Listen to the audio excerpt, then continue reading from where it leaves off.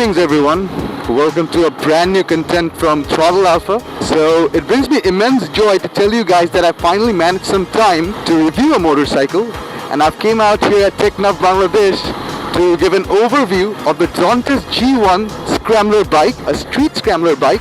And ZONTES Bangladesh is distributing this bike officially here. So kudos to ZONTES Bangladesh for providing me this unit to review.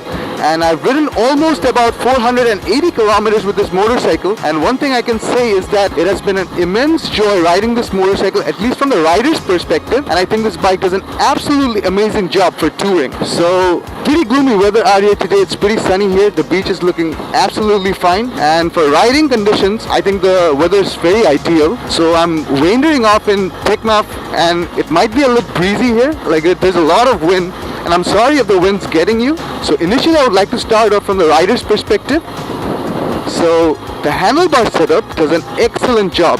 You see, from a scrambler bike you definitely expect an upright handlebar, and this bike has a pretty upright handlebar and it's very easy to ride around with. From the chest level to the holding area, I think it was a pretty comfortable job in holding up, and for touring of about 480 kilometers from Dhaka to here, I think I had no significant problems with the handlebar for this motorcycle. And to the dash console too, I think this does a very good job with the switch gears that the bike has. The switch gears are quality materials, and as you can see, there are a lot of keys here. This one's the hazard indication, basically the emergency blinkers. This is for the high and low beam. These are the conventional indicator switches, and this is for the horn. And this is the conventional headlight, the kill switch, and the self starter. But this switch right here, switch that converts the ECU to swap into two modes. One is the eco mode, which is what the bike is at now, and once I switch this off, the bike is in sport mode. And I didn't find any significant changes in performance with the switch setup, but I can say that it feels a bit gruntier in the higher rev. It feels a bit more powerful in the higher rev. So I think the sport mode can be an option when you're chasing top ends. And with the cluster guard setup, as you can see, the cluster guard indicates a lot important information that you need.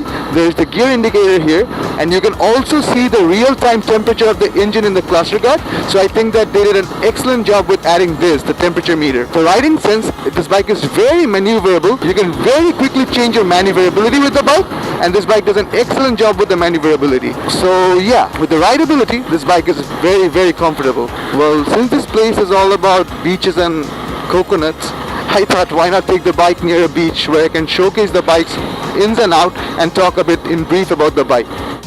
So guys, this is it, the ZONTES G1 Scrambler 155. As it is written here. Well, I would like to talk in brief about the motorcycle now. I don't know how my audibility is at the moment, but I hope you guys can hear me and can hear the wonderful tone of the beach as well.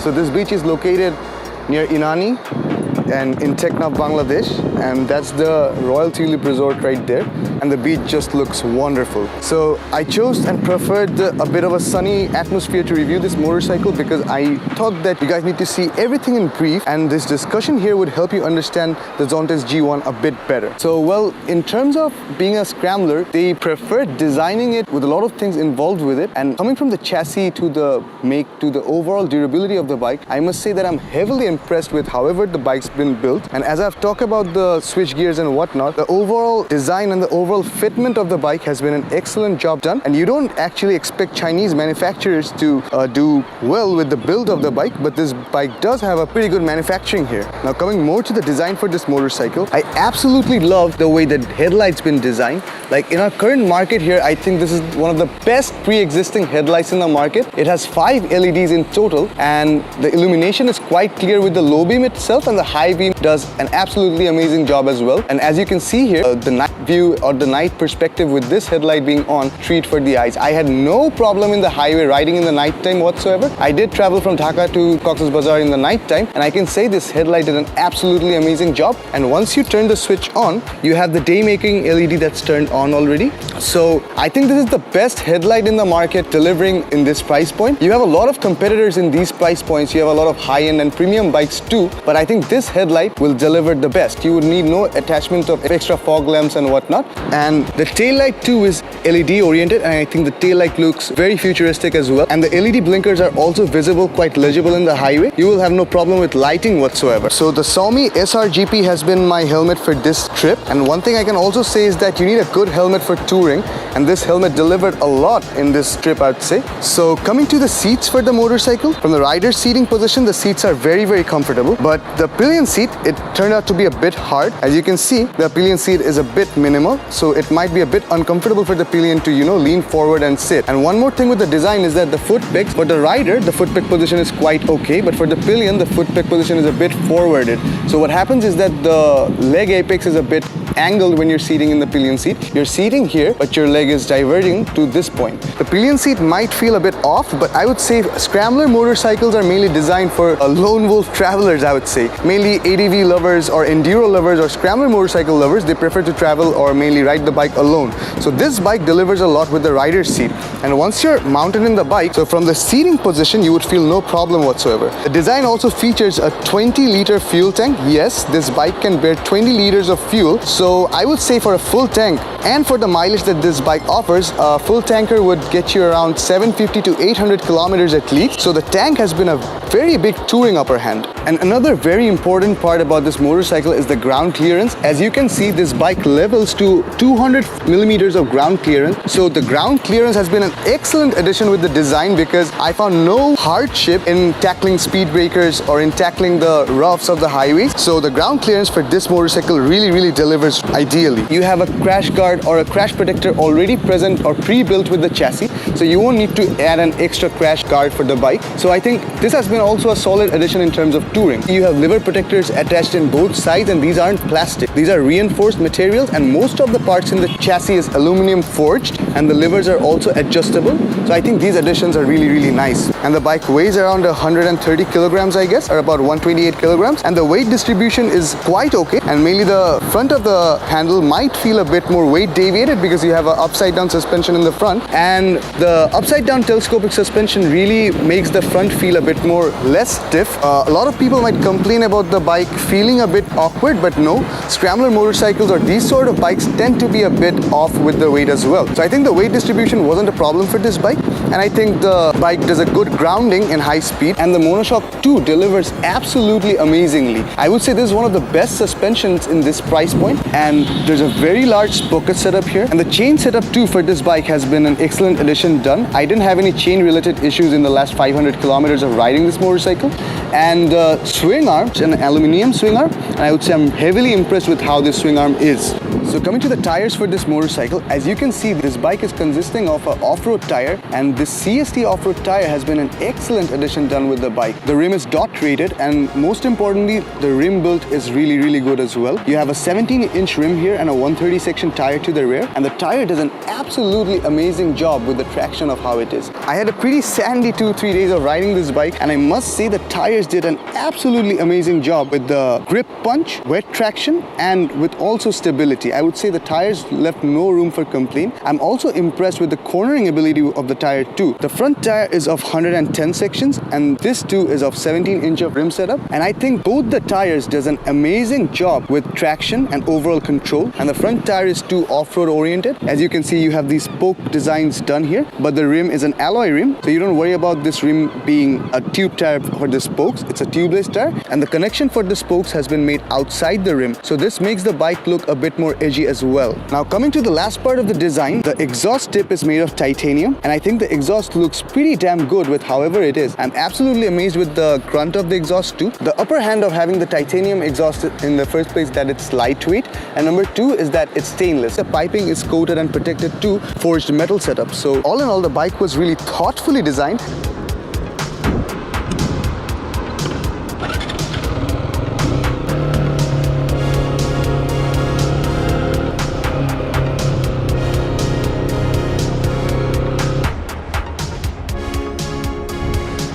Now Coming to the most important factor for this bike, it's the engine. The bike features a SOHC water-cooled 6-speed 155cc engine that produces about 16.8 Newton meters of torque and about 18.8 horsepower. Well, the number might look seemingly large, but let me tell you, for naked motorcycles, these performers are not top-end oriented, so I would ask you to not expect a lot of top-end from this bike. The engine is a very good deliverer with the torque. The first 3 gears mainly feels absolutely tremendous with the torque delivery. This bike can range to a top speed of around 130 to 128 kilometers per hour, but I would say the torque of this bike is the main game changer for riding hills or to climb upland low terrains. From the engine braking to the torque delivery, the bike does an absolutely amazing job. Since the bike is liquid cooled, I found no heating issues whatsoever with the bike, but I would say this bike does an amazing job with the heat management.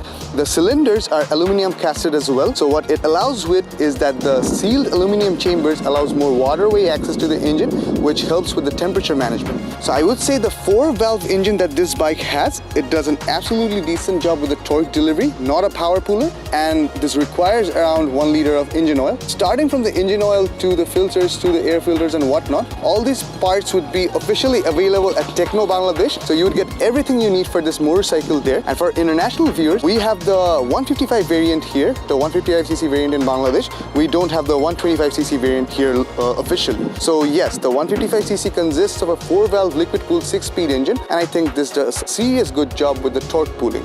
The mileage that the ZONTES G1 could provide me with was around 34 to 32 kilometers per liter in the city, 44 to 43 kilometers per liter in the highway. That's what I can assume with the mileage that I've achieved. And with the 20 liters of fuel tank, I think with the mileage of however this bike does, you can achieve an overall of 800 to 700 kilometers up and down with this engine and the mileage that it provides. The ZONTES G1 Scrambler also consists of a lot of sensor. It has the lean sensor, it has airfare sensor, it has oxygen sensor and whatnot. So you have a lot of sensor consistency in this bike, and definitely this bike is fuel injected. So in terms of the mileage and efficiency too, being FI and being 4-valve really helped improve the mileage for this bike. So ideally very good for a 155cc FI motorcycle. And as you can see, the seat removal or the seat opening for the battery access or the sensor access is operated from the key switch. So if you press this switch to the left, like a scooter basically, you get to raise the seat from this position. So all the sensors and all the boards etc. is located in the rear of the seat. You have a very large battery here, and the battery operates to the point where you can connect auxiliary accessories as well and charge them and use them, and this battery won't dim down for using fog lights and whatnot. So good access of battery, good placement, and also good coating in the under seat part. You don't have to worry about water access in the wiring. I think this will do an excellent addition in terms of touring as well, because you won't have access of mud or readily available water accessing these parts as well. So good internal design too. But one of the flaws with the fuel tank is that I didn't like the fuel tank cap design. As you can see, as you need to put the key here, the access of the key is at times not accessible, number one. As you can see, I can face problem with the access of this. And once the key has been accessed in the fuel tank cap, it does a problem with the removal. I think the fuel tank cap could be a bit better. And the whole fuel tank cap raises to the top. As you can see, it leaves this part empty, which might allow for microscopic gaps by the fuel tank cover, which can access dirt to the tank. I think the fuel tank cap design wasn't a bit thoughtful with the bike. And coming to one very important factor with the engine as well is that the overall traction and the overall control for this bike really depended a lot on the clutch. Yes, this bike has a slipper clutch, and the slipper clutch really added up to be a very good addition for this bike. The engine brakes are really good, and if you miss time or miscalculate any shift, the bike drops the RPM in a very stable manner. The movement in the hand feels a lot lighter, and if a gear change is mistimed, so as the engine and road speed differs hugely, the slipper clutch softens the blow. The unintentional wheel lock are much avoided with the slipper clutch, like you would not expect much of a wheel lock with however the slipper clutch is performing. The mechanical shock is also lessened, and the rider comfort and safety is ensured a lot with this slipper clutch. And in this price point, getting to engine brake as much as you want and getting to engine brake rough has been a privilege. So hats off with the gearbox for this bike. I really didn't expect a torque pooler or a SOHC bike to have a smooth gearbox like this one. So as you can see, moving along the beach sand, the sand here is pretty slippery, but the G1 isn't having much of a hassle with managing traction out here in the wild. I would say the torque adds up to be really good to the first 3 gears for this motorcycle, and traction isn't much of an issue for this bike because I really like how the tire behaves with the engine, and it has been a solid R&D work done all in all. So now coming to the braking for the ZONTES G1 Scrambler, this bike has been equipped with dual channel ABS, and yes, the dual channel ABS setup for this motorcycle is from Bosch.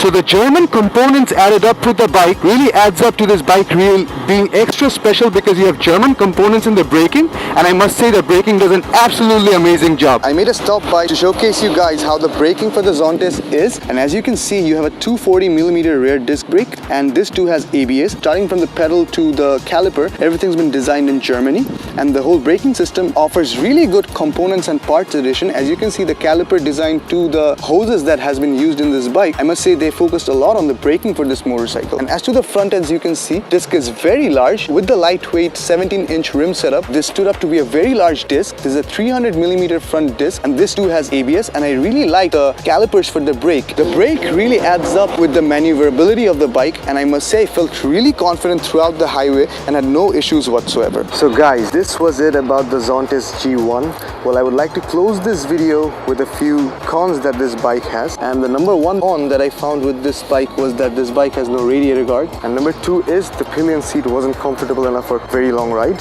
and number three would be I did not like the viewing mirrors. The viewing mirrors weren't appealing at all. They changed positions very easily in high speed or in wind blast. So these were a few minor cons that I got with this bike, but otherwise, design wise, the way the engine performs, the way this bike is an all-terrain traction master, I really liked everything about this bike, and especially how good the torque is. And otherwise, a few simple cons that I've mentioned before. The previous con that I mentioned, that the fuel tank cap wasn't appealing enough. This whole setup needs to be a bit better. And all in all, I think this bike is a great package, a great combo. So for the price tag, I will mention all availability details and the price of this bike in the description box below, and do check it out, and do subscribe to our YouTube channel for further content. We will be coming out with more content very, very soon.